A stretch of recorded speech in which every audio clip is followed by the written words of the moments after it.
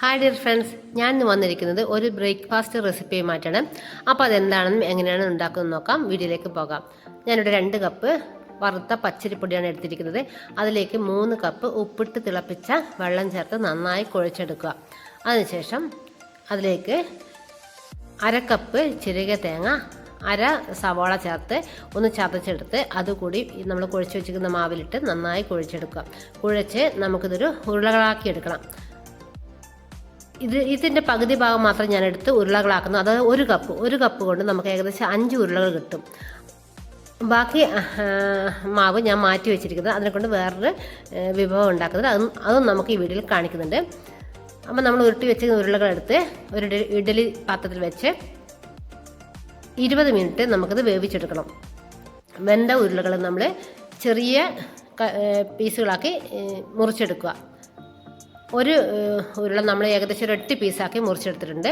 അതിനുശേഷം നമുക്ക് താളിച്ചെടുക്കണം. താളിക്കാനായി 4 വറ്റൽമുളക്, 2 തണ്ട് കറിവേപ്പില, 2 പിടി തേങ്ങ, ഒരു ചീനച്ചട്ടി അടുപ്പിൽ വെച്ച് അതിലേക്ക് 1 ടേബിൾ സ്പൂൺ വെളിച്ചെണ്ണ ഒഴിച്ച് ആവശ്യത്തിന് കടുകിട്ട ശേഷം കറിവേപ്പില, വറ്റൽമുളക് ചേർത്ത് വഴറ്റിയ ശേഷം അരിഞ്ഞ് വെച്ചിരുന്ന കൊഴുക്കട്ട ചേർത്ത് ഇതൊരു ലൈറ്റ് ഗോൾഡൻ ബ്രൗൺ കളറാകുന്നവരെ നമുക്കൊന്ന് വഴറ്റിയെടുക്കാം.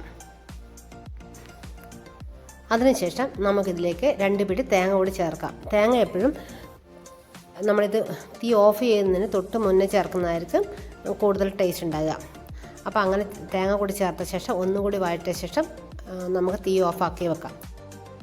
ഞാൻ ഈ പലഹാരം ഉണ്ടാക്കാൻ നമ്മൾ നേരത്തെ കുഴച്ച് വെച്ചിരിക്കുന്ന മാവിൻ്റെ പകുതി മാവ് മാത്രമേ എടുത്തിട്ടുള്ളൂ. ബാക്കി പകുതി കൊണ്ട് ഞാനൊരു ഒറോട്ടിയാണ് ഉണ്ടാക്കുന്നത്. അതെങ്ങനെയാണെന്ന് നോക്കാം. നേരത്തെ കുഴിച്ച് വെച്ചിരിക്കുന്ന മാവിൽ നിന്ന് ഒരു ഉരുള മാവെടുത്ത് ഒരിലയിൽ ഇതുപോലെ അധികം കട്ടിയില്ലാത്ത രീതിയിൽ പരത്തിയെടുക്കുക. എടുത്തതിന് ശേഷം ഇത് നമുക്ക് ആവിയിൽ വേവിച്ചെടുക്കാം. ആവിയിൽ വേവിച്ചാൽ നല്ല സോഫ്റ്റായിട്ട് കിട്ടും. നല്ലൊരു ഒറോട്ടിയായിട്ട് കിട്ടും. ആവിയിൽ വേവിച്ചാൽ ദോശക്കല്ലിൽ വേണമെങ്കിൽ ചുട്ടെടുക്കാം.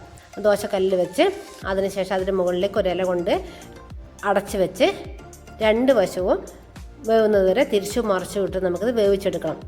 ഒരു വശം വെന്ത ശേഷം മറിച്ചിട്ട ശേഷം ആ കരിഞ്ഞു പോയ ഇല മാറ്റിയതിന് ശേഷം 2 വശവും നമുക്ക് വേവിച്ചെടുക്കാം. അതിനുശേഷം കുറച്ച് വെളിച്ചെണ്ണ തൂകിയ ശേഷം തിരിച്ചു മറിച്ചു വിട്ട് നന്നായി ഒന്ന് മൊരിയിച്ചെടുക്കാം.